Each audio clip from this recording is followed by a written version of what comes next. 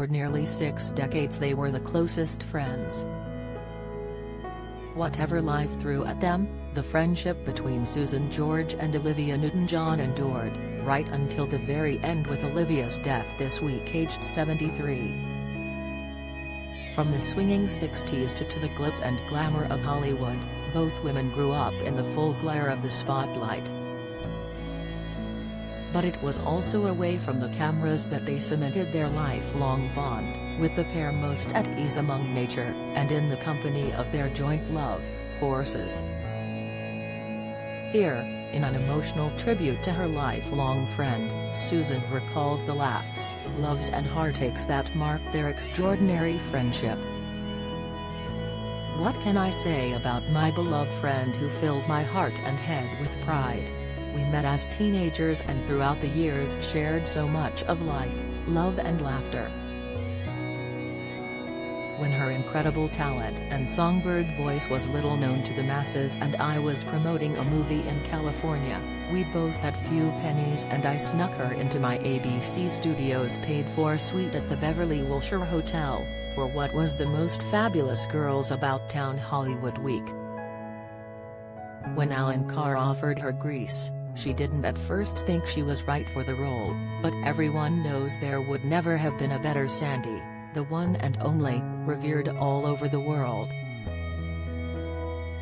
I was with her through the making, and at the premiere in London, and when our stretch limo was mobbed, she was staggered and playfully humbled by all the amazing attention. Did she ever know how beautiful she was? No, never, and that was part of her magic. Her first home was in Big Rock in the California hills, where I kept my horse, and we would ride out for hours on end. She did the out there, starry stuff, premieres, meetings, lunches, while smiling all the while, which she loved, but equally, the simplest of things, and her true self really was the girl next door. She came to my stud farm, Georgian Arabians, many times, and surrounded by horses, called it her sanctuary. She fell in love with one of my homebred stallions, SG Imagine, and was in awe of his prancing and dancing at the end of the lead.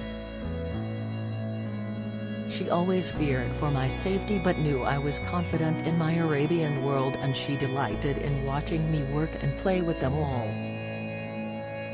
A few years ago, at her ranch in California, she asked me to give Winnie and Harry, her Shetlands, some training, so she could watch and learn. I will never forget that day as I tried to control these two out-of-control ponies running rings around me, and how she raucously laughed at my antics and filmed it all.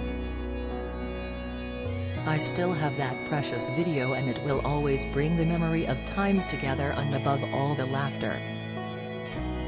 Although we lived on different sides of the world, we were always there for one another.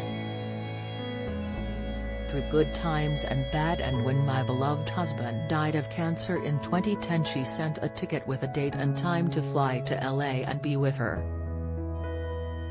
When she was first diagnosed with breast cancer, she rang me in England, and typically there was a sort of acceptance, almost as if she knew how she could use it as a platform to help others, with no seed of doubt that she would survive. And she did, for more than 25 years, before it returned in the most unthinkable and painful way. Through it all she never complained, though, just got on with living.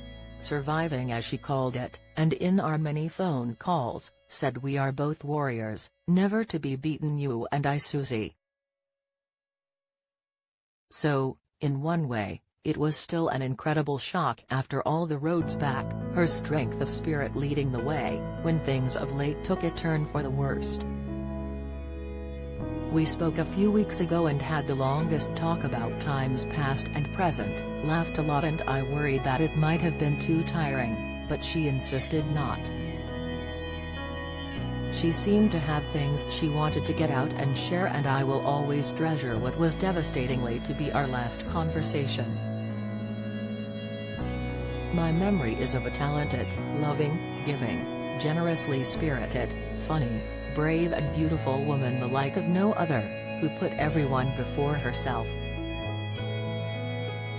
who beyond words adored her daughter Chloe, and who at last found true love with her husband John. For me, I just feel privileged to have known her as a friend, loved her and been a part of it all.